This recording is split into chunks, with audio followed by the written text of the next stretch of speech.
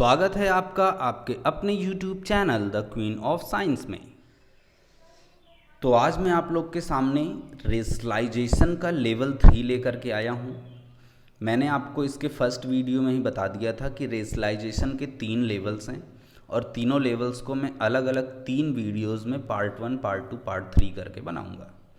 तो ये मैंने आज पार्ट 3 आपके सामने रखा है और पार्ट 3 का भी क्वेश्चन बहुत अच्छा होता है। पार्ट 3 का क्वेश्चन आपको एनसीईआरटी की जो मेन टेक्स्ट बुक है उसमें आपको देखने को नहीं मिलेगा, लेकिन जब आप एनसीईआरटी एग्जाम्पलर उठाएंगे तो वहाँ पे आपको मिल जाएगा। आप आरडी शर्मा उठाएंगे आपको वहाँ पे मिल जाएगा, आप आरएस अग्रवाल उठाएंगे आपको वहाँ पे मिल जाएगा। मतलब मैंने आपको 4 बुक्स प्रिफर की थी, उन चारों में सिर्फ एक बुक एनसीईआरटी की जो मेन टेक्स्ट बुक है उसमें ये क्वेश्चन नहीं है और आपको हर जगह मिलेगा।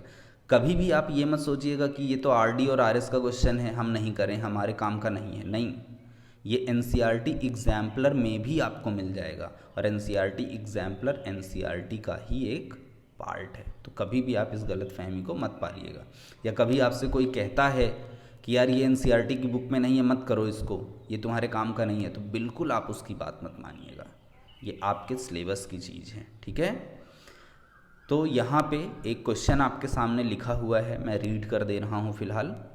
Find the values of A and B in 5 + 2√3 upon 7 + 4√3 is equals to a - b√3।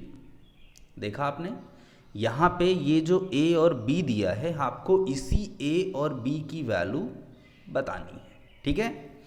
तो हमने यहाँ पे जो भी चीज़ दी है उसे कंसीडर कर लिया। Consider 5 + 2√3 upon 7 + 4√3 is equals to a - b√3। I hope कि आप रेशनलाइजेशन के क्वेश्चंस कर रहे होंगे तो डिफ़िकल्टीज आपको आ रही होंगी, लेकिन बेटा जिस रास्ते में कठिनाई ना हो फिर वो रास्ता किस काम का। अगर आपको किसी काम को करने में डिफ़िकल्टीज ना फेस करनी पड़े तो फिर वो आपके लेवल से नीचे का काम हो गया ना। अगर आप डिफ़िकल्टीज फेस कर रहे हैं तो इसका मतलब अब आपके अंदर इम्प्रूवमेंट आने वाला है।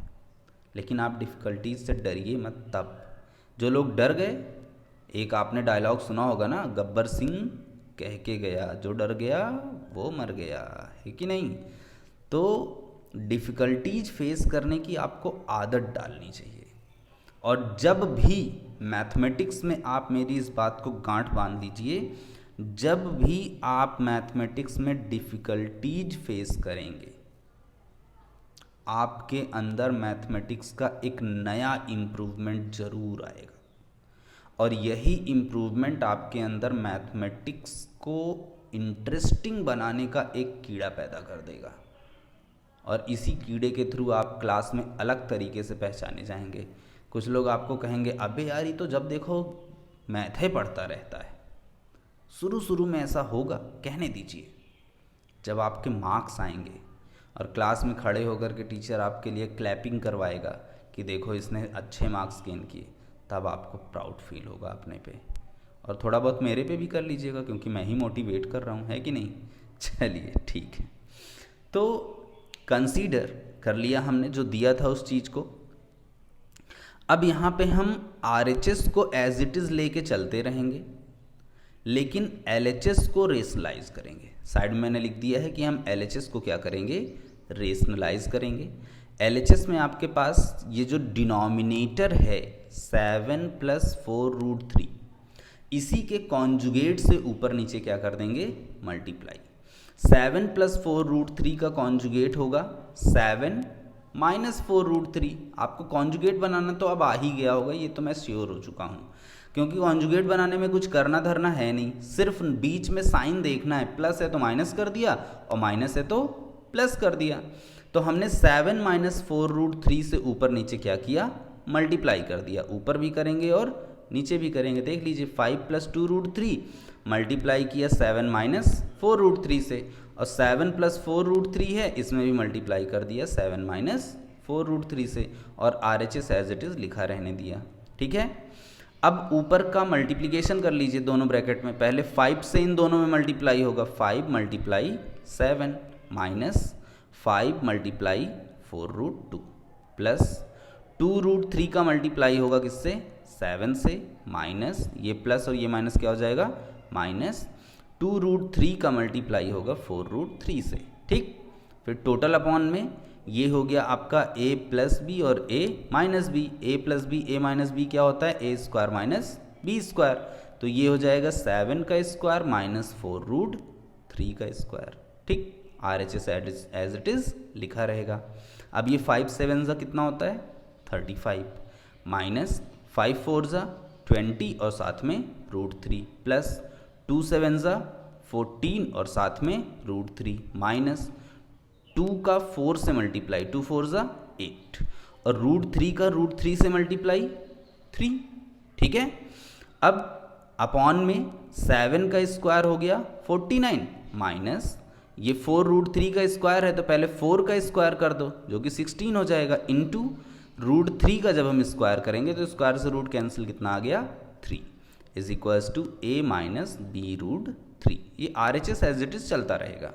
अब ये हो गया आपका 35 माइनस ये सॉल्व कर देंगे हम, ये दिख रहा है आपको √3 20 टाइम्स है लेकिन माइनस में, √3 14 टाइम्स है प्लस में, तो एक माइनस में और एक प्लस में तो इट्स ऑब्वियस कि सब्ट्रैक्ट हो जाएगा और 20 में से 14 माइनस होगा तो कितना आ जाएगा 6 और साथ में कितना √3। साइन यहाँ पे माइनस क्यों है क्योंकि 20 √3 बड़ा है और बड़े का साइन माइनस है तो इसलिए यहाँ पे माइनस आएगा और फिर माइनस 8 3 ज़ा कितना 24 अपॉन में 49 माइनस 16 3 ज़ा 48 is equals to a minus b√3।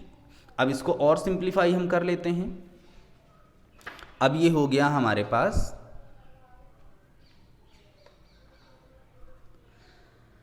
11 minus 6√3 upon में कितना 1 is equals to a minus b√3 और अपॉन में 1 लिखने का कोई सेंस नहीं होता है तो ये हो गया 11 minus 6√3 is equals to a minus b√3। अब इसको हम कंपेयर कर लेंगे, इधर का पहला इधर के पहले के इक्वल हो जाएगा और इधर का दूसरा इधर के दूसरे के इक्वल हो जाएगा। तो हम लिखेंगे ऑन कंपेयरिंग बोथ साइड, इधर पहला क्या है 11 और इधर पहला क्या है a, तो 11 इक्वल हो गया कितने के a के, a इज इक्वल्स टू 11।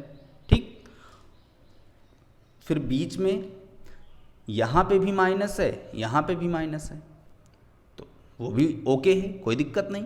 यहाँ पे दूसरा है 6√3 और यहाँ पे दूसरा है b√3,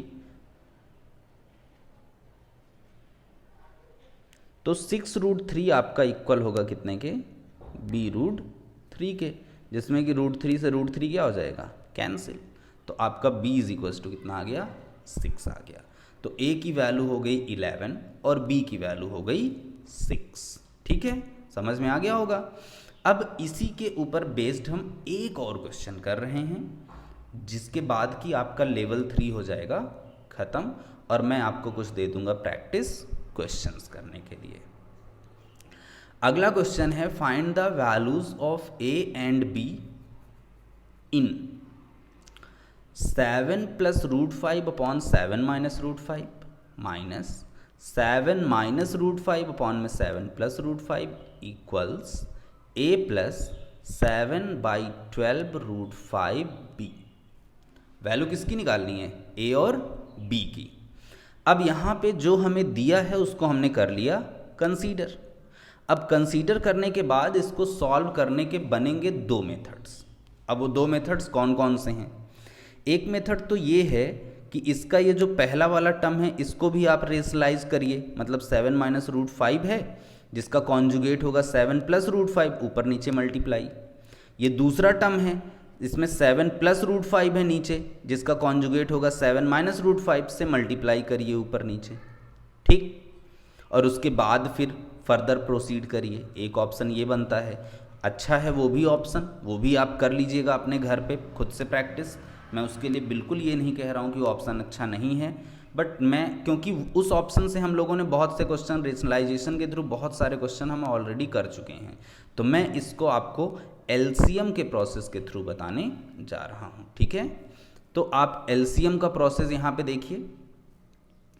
हमने यहाँ पे देखा कि इसके डिनोमिनेटर में है 7 माइनस रूट 5 और इसके डिनोमिनेटर में है 7 प्लस रूट 5। तो 7 माइनस रूट 5 और 7 प्लस रूट 5 को एज अ प्रोडक्ट हमने ले लिया एलसीएम। ठीक, दोनों की डिनोमिनेटर का प्रोडक्ट क्या हो जाएगा? एलसीएम हो जाएगा। अब हमने 7 माइनस रूट 5 से जब इसमें डिवाइड किया तो ये कैंसिल हो जाएगा। क्या बचेगा? 7 प्लस रूट 5, और 7 प्लस रूट 5 का 7 प्लस रूट 5 में मतलब न्यूमरेटर में क्या हो जाएगा? मल्टीप्लाई। तो 7 plus root 5 into 7 plus root 5 minus ये है 7 प्लस रूट 5 इसके डिनोमिनेटर में, इससे हम इसमें डिवाइड कर देंगे और ये बचा 7 माइनस रूट 5 और 7 माइनस रूट 5 का 7 माइनस रूट 5 में मल्टीप्लाई हो जाएगा। तो ये हमने यहाँ पे लिख दिया। आई थिंक आपको एलसीएम लेने तो आता ही होगा। जब एलसीएम ले लेते हैं तो डिनोमिनेटर से डिवाइड करते हैं, डिवाइड करने पे जो आता है उसको न्यूमरेटर में मल्टीप्लाई कर देते हैं, सिंपल सा है, और आरएचएस एज इट इज़ लिखा रहेगा। अब यहाँ पे देखिए 7 प्लस रूट 5 दो बार है तो हो गया होल स्क्वायर, माइनस यहाँ पे 7 माइनस रूट 5 दो बार है तो वो भी क्या हो गया? होल स्क्वायर, है कि नहीं? और अपॉन में 7 माइनस रूट 5 7 प्लस रूट 5, तो ये हो गया a minus B A plus B, A minus B A plus B क्या हो जाएगा? A square minus B square. ठीक, अब यहाँ पे 7 प्लस रूट 5 का whole square minus 7 minus root 5 का होल स्क्वायर है। तो यहाँ पे एक तरीका तो ये है कि इसमें हम लगा दें a प्लस बी के होल स्क्वायर का फॉर्मूला और इसमें हम लगा दें a माइनस बी के होल स्क्वायर का फॉर्मूला, बट हम वो नहीं लगाएंगे। हम क्या लगाने जा रहे हैं? ये कुछ इस टाइप का लिखा है कि x का स्क्वायर माइनस y का स्क्वायर।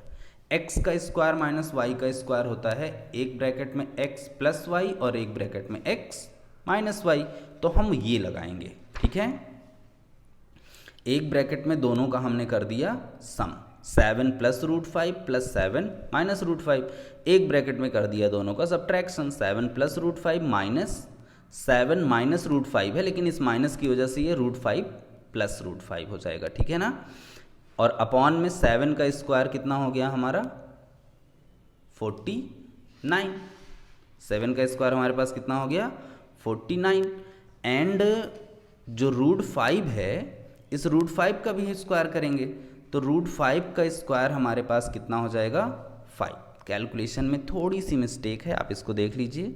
ये हो गया आपके पास रूट 5 का स्क्वायर 5।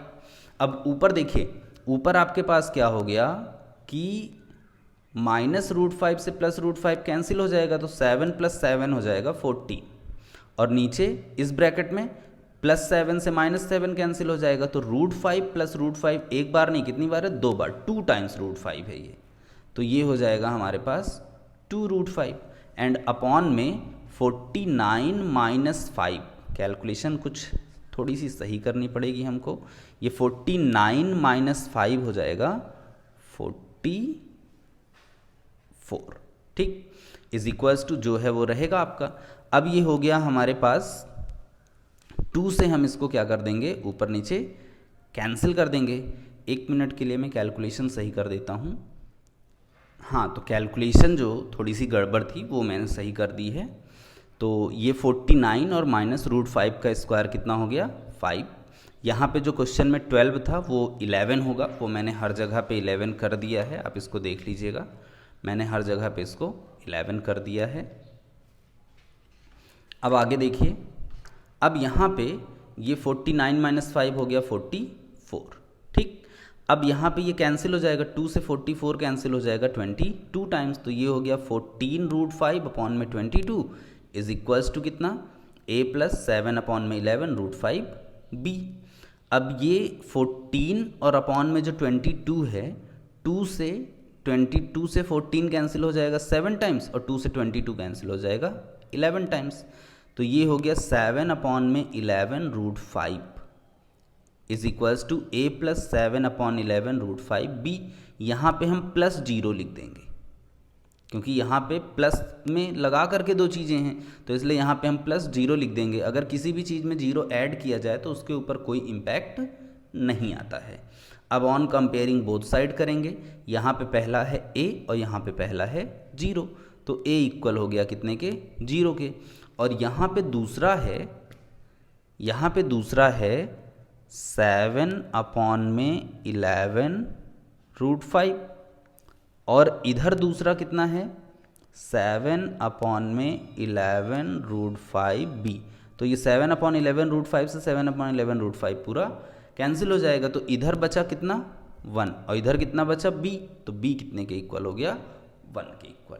तो इस अकॉर्डिंग हमारे पास a की वैल्यू 0 और b की वैल्यू 1 हो गई। इसी तरीके के मैंने कुछ प्रैक्टिस क्वेश्चंस आपको लिख के दे रखे हैं। इन प्रैक्टिस क्वेश्चंस को आप कर लीजिएगा। ये आपके लिए एक होमवर्क टाइप का है, जिससे कि आपको क्लियर हो जाएगा कि आपको ये टॉपिक समझ में आया या नहीं आया। क्वेश्चंस प्रैक्टिस वाले ज़रूर से करिए। जो ना आए आप मुझसे पूछिए विदाउट एनी हेजिटेशन। मैं आपकी हेल्प करने के लिए हमेशा रहूँगा।